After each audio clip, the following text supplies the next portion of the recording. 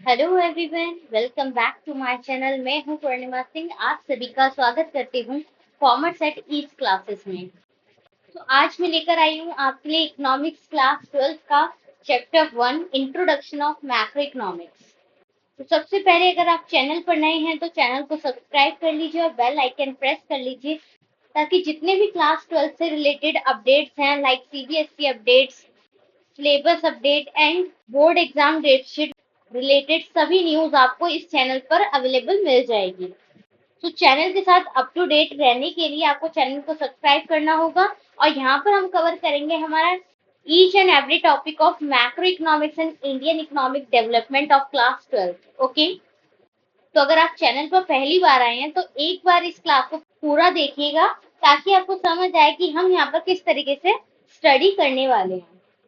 और अभी तक अगर आपको क्लास 12 का सिलेबस नहीं पता है तो वीडियो के एंड में मैं आपको क्लास 12 के सिलेबस की वीडियो प्रोवाइड कर दूंगी, तो आप वहां से सिलेबस भी कवर कर सकते हैं कि इस बार आपका जो सेशन 2024 और 2025 में जो भी आपका अपडेटेड सिलेबस है, एक बार उस पर नजर जरूर मार लीजिएगा कि क्या क्या इस बार आपको पढ़ना है मैक्रो इकोनॉमिक्स में और इंडियन इकोनॉमिक डेवलपमेंट में। ओके, क्लियर है? तो कोई भी आपको डाउट हो तो आप कमेंट करके पूछ सकते हैं। मैं सभी की कमेंट्स का रिप्लाई भी करती हूँ, तो आप जो भी आपके कमेंट्स हैं, जो भी डाउट्स हैं, वो मुझसे शेयर कर सकते हैं। ओके, तो बिना देर के स्टार्ट करते हैं हमारा chapter 1 introduction of macro economics. तो आप क्लास 12 में आए हैं क्लास 11th की नॉलेज के बाद, ठीक है? तो क्लास 11th में आपने इकोनॉमिक्स को पढ़ा। इकोनॉमिक्स में आपने माइक्रो इकोनॉमिक्स और स्टैटिस्टिक की स्टडी की, और अब हम उस माइक्रो स्टडी को मैक्रो स्टडी में पढ़ेंगे, ठीक है? तो माइक्रो लेवल पे हमने स्टडी किया, मैक्रो इकोनॉमिक्स को पढ़ेंगे।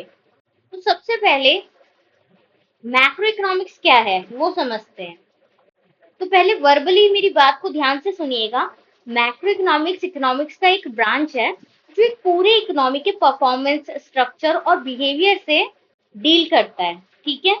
माइक्रो इकोनॉमिक्स के अपोजिट जो होता है वो इंडिविजुअल मार्केट ऑफ प्लेयर्स पर फोकस करता है। वो कौन है? वो माइक्रो इकोनॉमिक्स है, जो कि हम क्लास 11th में पढ़कर आ चुके हैं। क्या पढ़ा है हमने? माइक्रो इकोनॉमिक्स, ठीक है? और यहाँ हम मैक्रो इकोनॉमिक्स की स्टडी करेंगे। और मैक्रो इकोनॉमिक्स जो होता है वो बिग पिक्चर होती है, ठीक है? अभी आप छोटी पिक्चर देख के आए हो, अब आप बड़ी पिक्चर देखने वाले हो।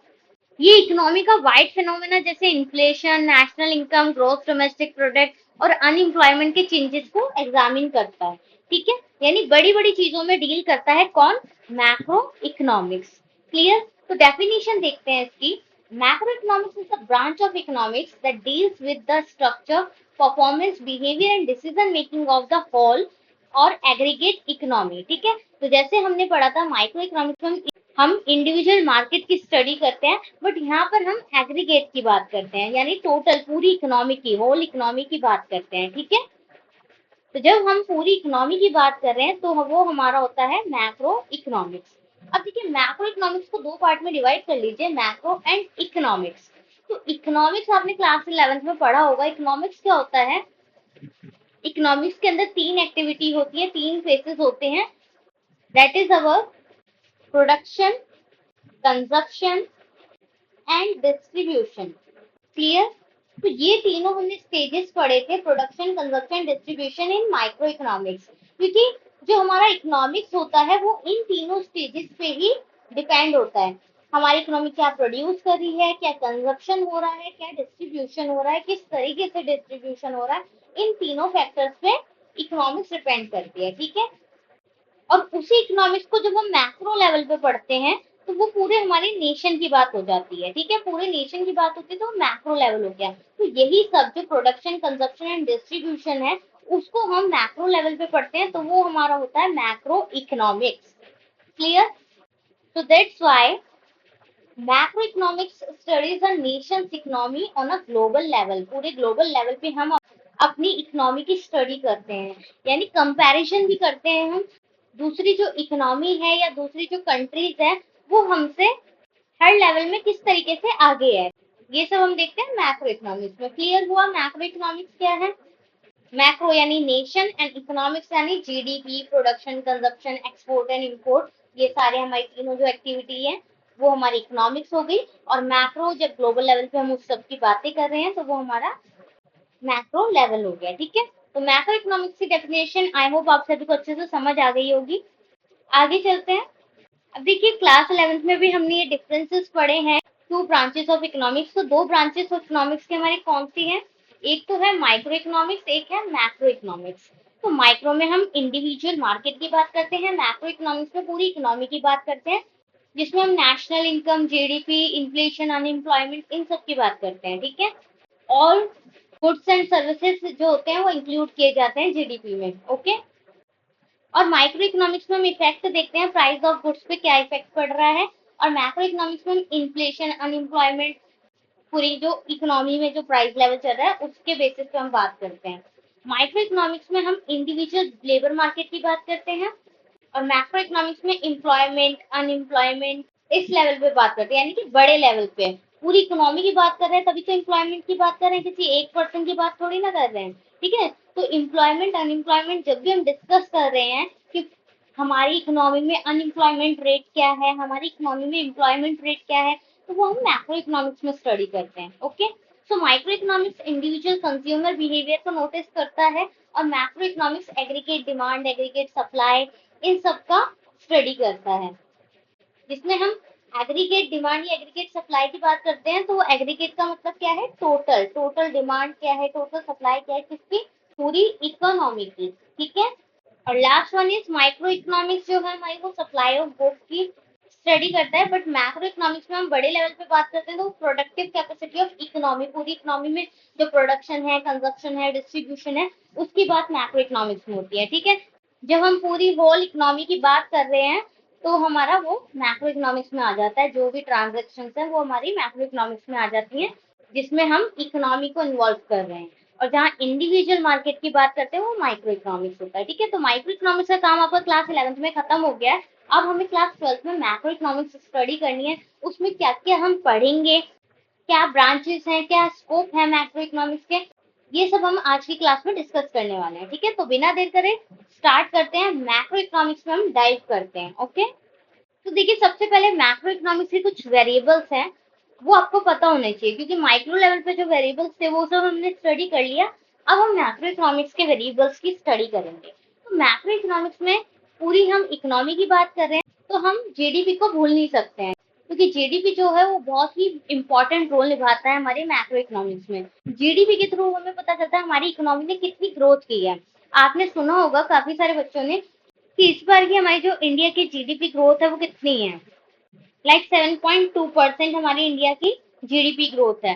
तो उसके थ्रू हम बता सकते हैं कि हमारी जो ग्रोथ है, हमारा जो डेवलपमेंट है इकोनॉमी का, उसका रेट इतना है। तो इसलिए ग्रोथ डोमेस्टिक प्रोडक्ट बहुत ही इंपॉर्टेंट रोल निभाता है हमारी इकोनॉमी में। और मैक्रो इकोनॉमिक्स के वेरिएबल्स हैं हमारा, लाइक पब्लिक एक्सपेंडिचर, कि पब्लिक के ऊपर कितना एक्सपेंडिचर गवर्नमेंट करेगी। ठीक है, ओवरऑल टैक्सेस कितने पे करने हैं, कितनी सब्सिडीज हैं। ठीक है, यानी जब गवर्नमेंट भी इन्वॉल्व हो गई है तो वो बड़ा लेवल होगा ना, क्योंकि पूरी इकोनॉमी की बात कर रहे हैं तो गवर्नमेंट तो इन्वॉल्व होगी, राइट। तो इसलिए हमने टैक्सेस वगैरह की भी स्टडी करेंगे, पब्लिक एक्सपेंडिचर, पब्लिक रेवेन्यू, ये सब हम यहाँ पर स्टडी करेंगे। तो इसलिए ये मैक्रो इकोनॉमिक्स के वेरिएबल्स हैं। ठीक है, एक बार पूरे वेरिएबल्स अच्छे से देख लेते हैं। बट इतना आपको ध्यान रखना है कि मैक्रो इकोनॉमिक्स में गवर्नमेंट भी इन्वॉल्व होती है। ठीक है, क्योंकि हम इकोनॉमी की बात कर रहे हैं, एक सिंगल पर्सन की बात नहीं कर रहे हैं। ठीक है, तो इसलिए जीडीपी, पब्लिक का पूरा expenditure, overall taxes, private consumption कितना हो रहा है, सेविंग एंड इन्वेस्टमेंट कितनी है इकोनॉमी की, बैलेंस ऑफ पेमेंट्स क्या है, कितना एक्सपोर्ट हो रहा है, कितना इंपोर्ट हो रहा है। ठीक है, एग्रीगेट प्राइस लेवल क्या है, ये सब हमारे मैक्रो इकोनॉमिक्स के वेरिएबल हैं। इन सब की हम स्टडी करेंगे मैक्रो इकोनॉमिक्स में। ये सब आपको देखने को मिलेगा आपकी मैक्रो इकोनॉमिक्स में। जैसे जैसे आप चैप्टर्स पढ़ेंगे वैसे वैसे आपको पता चलेगा कि ये सारे आपके इंक्लूड हो गए हैं मैक्रो इकोनॉमिक्स में। ठीक है, फिलहाल के लिए आपको ये याद रखना है कि ये सारे मैक्रो इकोनॉमिक्स के वेरिएबल्स हैं। अब स्कोप ऑफ मैक्रो इकोनॉमिक्स, क्योंकि चैप्टर 1 में आपका स्कोप जो है वो ज्यादा इंपॉर्टेंट है, और आप मैक्रो इकोनॉमिक्स को पूरे साल भर पढ़ने वाले हैं, तो मैक्रो इकोनॉमिक्स में मैक्रो इकोनॉमिक्स का मतलब ही क्या होता है ये ही नहीं पता होगा तो आप मैक्रो इकोनॉमिक्स कैसे पढ़ेंगे। ठीक है, तो इसलिए डेफिनेशन आपको अच्छे से पता होनी चाहिए मैक्रो इकोनॉमिक्स बेसिकली है क्या। अब स्कोप देखिए मैक्रो इकोनॉमिक्स के। अब जो ये स्कोप है ना, अगर आप देखेंगे, अगर आप अपनी एनसीईआरटी या कोई भी बुक उठा के देखेंगे तो उसमें आपको पता चलेगा ये सारे चैप्टर्स हैं आपके। या सिलेबस, मैंने सिलेबस पे जो वीडियो बना रखे हैं आप वो भी देखेंगे तो आपको पता चलेगा जो स्कोप ऑफ मैक्रो इकोनॉमिक्स है वो आपका सिलेबस है। Like estimation of national income, ये आपका एक यूनिट है। Theory of employment, theory of money, ये चैप्टर्स हैं आपके। Theory of general price level, role of government, BOP, balance of payment, ठीक है, ये सारे आपके चैप्टर्स हैं और यही आपके स्कोप है मैक्रो इकोनॉमिक्स से। क्लियर? तो इन सबको ब्रीफली मैं समझाती हूँ आपको। एस्टिमेशन ऑफ नेशनल इनकम क्या है, थ्योरी ऑफ एम्प्लॉयमेंट क्या है, थ्योरी ऑफ मनी क्या है, जनरल प्राइस लेवल क्या है, रोल ऑफ गवर्नमेंट का रोल क्या है, exchange rate, balance of payment, इन सब का रोल क्या है हमारे मैक्रो इकोनॉमिक्स में। ये सब क्यों इंक्लूड किए गए हैं मैक्रो इकोनॉमिक्स में, क्योंकि एग्रीगेट की बात कर रहे हैं तो पूरे राष्ट्र की आय की बात करेंगे, यानी नेशनल इनकम की बात करेंगे। पूरी इकोनॉमी की एम्प्लॉयमेंट की, अनएम्प्लॉयमेंट की बात करेंगे। इकोनॉमी के अंदर कितनी मनी सप्लाई है, क्या क्रेडिट क्रिएशन है, कमर्शियल बैंक का क्या रोल है, ये सब समझेंगे हम थ्योरी ऑफ मनी में। Theory of general price level में इकोनॉमी का जो प्राइस लेवल है किस तरह डिटरमाइन होता है ये सब हम पढ़ेंगे। रोल ऑफ गवर्नमेंट में टैक्सेस वगैरह पढ़ेंगे हम, कितने टाइप के टैक्सेस होते हैं, गवर्नमेंट का क्या रोल होता है, ठीक है, वो सब हम यहाँ पर पढ़ेंगे। और exchange rate and balance of payment में हम इंटरनेशनल ट्रेड के बारे में पढ़ेंगे, इंपोर्ट एक्सपोर्ट, करेंसी के बारे में पढ़ेंगे कि फॉरेन करेंसी और इंडियन करेंसी में क्या डिफरेंस है, क्या एक्सचेंज रेट है हमारा करेंसी का, ठीक है, तो वो सब हम इसमें स्टडी करेंगे। तो ये सारे ही हमारे लिए बहुत इंपॉर्टेंट स्कोप है मैक्रो इकोनॉमिक्स के। क्लियर? तो ब्रीफली एक बार समझ लेते हैं इनको। देखिए, scope of macro economics, theory of national income हमारा फर्स्ट स्कोप है कि नेशनल इनकम की थ्योरी हम पढ़ेंगे हमारे एक चैप्टर में मैक्रो इकोनॉमिक्स के। अब ये स्कोप कैसे है मैक्रो इकोनॉमिक्स का? It includes different topics related to measuring national income including revenue, spending and budgeting. तो नेशनल इनकम में हमारा कितना इनकम है, कितना एक्सपेंडिचर है, वो सब हम स्टडी करते हैं किसमें? नेशनल इनकम में। टोटल इनकम जिसे हम रेवेन्यू भी बोलते हैं और टोटल एक्सपेंडिचर जिसे हम स्पेंडिंग भी बोलते हैं, ठीक है, कंफ्यूज मत होइएगा। इतना आप सबको बेसिक क्लियर होगा क्योंकि क्लास 11 में आप ये सब पढ़ के आए हैं, अकाउंटेंसी पढ़ के आए हैं, तो आपको पता होगा income is our revenue and expenditure is our spending. Okay, तो इसमें बेसिकली हम मैक्रो इकोनॉमिक्स में ओवरऑल परफॉर्मेंस की बात करते हैं इकोनॉमी की, ठीक है, और इसके कुछ रिलेटेड जो एग्रीगेट्स हैं वो है जीडीपी, ग्रॉस डोमेस्टिक प्रोडक्ट, ठीक है। अब बात करते हैं थ्योरी ऑफ एम्प्लॉयमेंट की। तो मैक्रो इकोनॉमिक्स के इस स्कोप में हम लेवल ऑफ अनएम्प्लॉयमेंट की स्टडी करते हैं कि हमारी इकोनॉमी का जो अनएम्प्लॉयमेंट रेट है वो कितना चल रहा है, या हमारी अनएम्प्लॉयमेंट क्यों है इतनी ज्यादा हमारी इकोनॉमी में, ठीक है। तो लेवल ऑफ अनएम्प्लॉयमेंट जो है वो हम स्टडी करते हैं हमारे स्कोप ऑफ मैक्रो इकोनॉमिक्स में, जिसमें हम डिटरमाइन करते हैं कि इसके कॉजेस क्या हैं, किस वजह से अनएम्प्लॉयमेंट हो रही है बहुत ज्यादा इकोनॉमी में, ठीक है, और किस तरीके से प्रोडक्शन को, सप्लाई को, कंज्यूमर की demand, consumption, production, expenditure, behaviour, इन सबको किस तरह अफेक्ट करता है, ठीक है। तो अफेक्ट भी देखा जाता है अनएम्प्लॉयमेंट की वजह से कितना इकोनॉमी सफर कर रही है, किस तरीके से उसको इकोनॉमी को अफेक्ट हो रहा है just because of unemployment. Okay, next one is theory of money, creation of money by the commercial bank. किस तरीके से कमर्शियल बैंक मनी को क्रिएट करता है वो एक इम्पॉर्टेंट कंपोनेंट है मैक्रो इकोनॉमिक्स का, क्योंकि मैक्रो इकोनॉमिक्स में हम पूरी इकोनॉमी की बात कर रहे हैं तो हमारे कमर्शियल बैंक्स वगैरह, आरबीआई, ये सब इंक्लूड होता है हमारे मैक्रो इकोनॉमिक्स में, क्योंकि हमारे को एस्टिमेट करना है at the last national income. तो नेशनल इनकम के लिए कहाँ से कौन सी इनकम आ रही है, कौन से एक्सपेंडिचर हो रहे हैं, वो सब हमें स्टडी करना पड़ेगा। तो उन सब को स्टडी करने के लिए हमारे को थ्योरी ऑफ मनी की भी स्टडी करनी पड़ेगी कि किस तरीके से कमर्शियल बैंक मनी क्रिएट कर रहे हैं और कितना वो रेवेन्यू कलेक्ट कर रहा है। ओके, तो इसमें कमर्शियल बैंक का हम क्रेडिट क्रिएशन भी पढ़ेंगे मनी एंड बैंकिंग के चैप्टर में, और आरबीआई जो है वो प्रिंसिपल सप्लायर होता है मनी का। क्लियर? नेक्स्ट स्कोप है मैक्रो इकोनॉमिक्स का theory of general price level.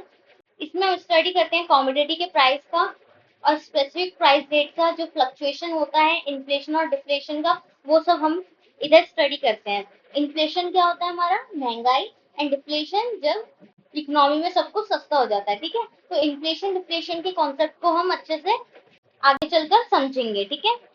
ये हर एक चैप्टर हम अच्छे से करेंगे तो टेंशन नहीं लेने का। अभी बस आपको इतना समझना है कि हमारे मैक्रो इकोनॉमिक्स के स्कोप है। तो अगर आपसे क्वेश्चन पूछा जाता है कि भाई डिफाइन कीजिए स्कोप ऑफ मैक्रो इकोनॉमिक्स, तो आपको पता होना चाहिए जो आपका डिटेल सिलेबस है जिसमें हम इन सब चैप्टर्स की स्टडी करेंगे, वही हमारे स्कोप है मैक्रो इकोनॉमिक्स के, like theory of national income, theory of employment, theory of money, theory of general price level and balance of payment और एक्सचेंज रेट। ओके, और उससे भी ज्यादा इंपॉर्टेंट, रोल ऑफ गवर्नमेंट। तो स्कोप ऑफ मैक्रो इकोनॉमिक्स में government का जो role है वो बहुत ही इंपॉर्टेंट होता है, क्योंकि गवर्नमेंट का जो रोल है वो इकोनॉमी के बजट को हैंडल करना है। ठीक है, तो इकोनॉमी का बजट जो होता है वो कौन बनाता है? गवर्नमेंट बनाता है। तो गवर्नमेंट किस तरीके से बजट प्रिपेयर करे ताकि इकोनॉमी की ग्रोथ हो, ठीक है, कि कितना अमाउंट डिफेंस में जाना है, कितना रेलवे में, रोड्स, ट्रांसपोर्ट, इन सब में उस बजट को डिस्ट्रीब्यूट करता है government. Okay, so macroeconomics study how government budget impacts the level of economic activity in the economy। तो किस तरीके से इकोनॉमी की एक्टिविटी के लिए बजट जो है वो काम करेगा। ठीक है, ये हम स्टडी करते हैं मैक्रो इकोनॉमिक्स में कि किस तरीके का रोल गवर्नमेंट निभाती है एक इकोनॉमी की ग्रोथ के लिए। क्लियर हुआ? And last one is exchange rate and balance of payment. तो मैंने अभी आपको पहले ही बताया, जो एक्सचेंज रेट होता है उससे हम पता लगाते हैं कि हमारी करेंसी की क्या वैल्यू है। ठीक है, कि दूसरी करेंसी के कंपैरिजन में हमारी करेंसी की क्या वैल्यू है। लाइक अगर हम $1 की बात करें, $1 हमारा 90 रुपीज का है। ठीक है, तो हमें $1 के बराबर 90 रुपए पे करने पड़ेंगे। तो उस हिसाब से हमारी जो करेंसी है उसकी वैल्यू बहुत कम है, और जो $1 है यूएस का जो करेंसी है उसकी वैल्यू बहुत ज्यादा है, क्योंकि उसे बस $1 के बदले सिर्फ $1 वो हमें देगा, तब हम उसे अपने इतने सारे पैसे यानी 90 रुपए उसे दे देंगे। ठीक है, कॉमन लैंग्वेज में समझा रही हूँ, बाकी इसमें एप्रिसिएशन डेप्रिसिएशन ये आगे चलकर हम पढ़ेंगे तो आपको अच्छे से क्लियर हो जाएगा क्या चीज मैं आपको समझा रही हूँ। ठीक है, तो देख लेते हैं exchange rate and balance of payment. Determination of exchange rate and the way it is managed in the international money market is an important element of the scope of macroeconomics. तो ये भी एक इम्पॉर्टेंट एलिमेंट है हमारी macro economics का कि किस तरीके से हम इंटरनेशनल मनी मार्केट को मैनेज करते हैं। ओके, तो इंटरनेशनल मनी मार्केट को जिस तरह मैनेज करते हैं वो हमारा बहुत ही इम्पॉर्टेंट रोल निभाता है मैक्रो इकोनॉमिक्स में। क्लियर? तो ये सारे थे हमारे एलिमेंट्स मैक्रो इकोनॉमिक्स के। तो मैक्रो इकोनॉमिक्स के जो कुछ कॉन्सेप्ट्स हैं like GDP, gross domestic product जिसे बोलते हैं, inflation, unemployment, balance of payment, ये सारे ही हम स्टडी करते हैं किसमें? मैक्रो इकोनॉमिक्स में। ओके, और बेसिकली अगर हम बात करें मैक्रो इकोनॉमिक्स के गोल्स के, तो मैक्रो इकोनॉमिक्स के गोल्स हैं हमारे, सबसे पहला गोल है इकोनॉमिक का ग्रोथ करना, कि हम इकोनॉमी की ग्रोथ के लिए स्टडी करते हैं मैक्रो इकोनॉमिक्स में। ठीक है, तो मेन मोटिव मैक्रो इकोनॉमिक्स का ये है कि हम किस तरीके से इकोनॉमी की ग्रोथ करेंगे, किस तरह हमारी इकोनॉमी का जो लेवल ऑफ एम्प्लॉयमेंट है उसको इंक्रीज करेंगे, यानी कि हमारी इकोनॉमी में पूरी तरीके से एम्प्लॉयमेंट अपॉर्चुनिटीज होनी चाहिए, यानी फुल एम्प्लॉयमेंट इकोनॉमी में होना चाहिए। ओके, और जो हमारी इकोनॉमी के प्राइस हैं वो स्टेबल होने चाहिए, यानी स्टेबिलिटी होनी चाहिए हमारे इकोनॉमी के प्राइसेस में। और जो हमारा फॉरेन ट्रेड है वो बैलेंस्ड होना चाहिए, यानी हम जो भी फॉरेन से ट्रेड कर रहे हैं वो हमारा क्या होना चाहिए? बैलेंस्ड होना चाहिए। ठीक है, यानी जितना हम एक्सपोर्ट कर रहे हैं उतना ही हम इंपोर्ट करें, तो ये हमारा क्या होता है? बैलेंस ट्रेड होता है। जितना एक्सपोर्ट कर रहे हैं उतना ही इंपोर्ट कर रहे हैं तो बैलेंस ट्रेड होगा। ओके, तो ये सारे हमारे मैक्रो इकोनॉमिक्स के गोल हैं। मैक्रो इकोनॉमिक्स में हम इन्हीं सब की स्टडी करते हैं, किस तरीके से इकोनॉमी की ग्रोथ की जाए, किस तरीके से इकोनॉमी को फुल एम्प्लॉयमेंट लेवल पे ले जाया जाए, किस तरीके से इकोनॉमी में प्राइस की स्टेबिलिटी को बनाए रखें, और जितना हम इंपोर्ट कर रहे हैं उतना ही हम एक्सपोर्ट भी करें, तो एक बैलेंस फॉरेन ट्रेड बना रहेगा। ओके, क्लियर हुए सारे कॉन्सेप्ट्स? तो एट द एंड कंक्लूजन ये है कि मैक्रो इकोनॉमिक्स क्रूशियल है समझने के लिए कि कैसे इकोनॉमिक्स लार्ज स्केल पे फंक्शन करती है। ओके, बड़े स्केल पे जब काम करती है इकोनॉमी तो किस तरीके से करती है, ये हमें समझाने में मदद करता है। वो फोर्सेस जो इकोनॉमिक ग्रोथ, इन्फ्लेशन और एम्प्लॉयमेंट को ड्राइव करती हैं, उन सबको समझाने के लिए। तो हमारे नेक्स्ट वीडियो में हम और डिटेल में growth domestic product, national income, इन सबको पढ़ेंगे और समझेंगे कि ये कैसे कैलकुलेट होता है और ये क्यों इतना इम्पोर्टेंट है। So don't forget to like and share और सब्सक्राइब करें हमारे चैनल को फॉर मोर एजुकेशनल कंटेंट। मिलते हैं नेक्स्ट वीडियो में। Bye bye, take care and thanks for watching.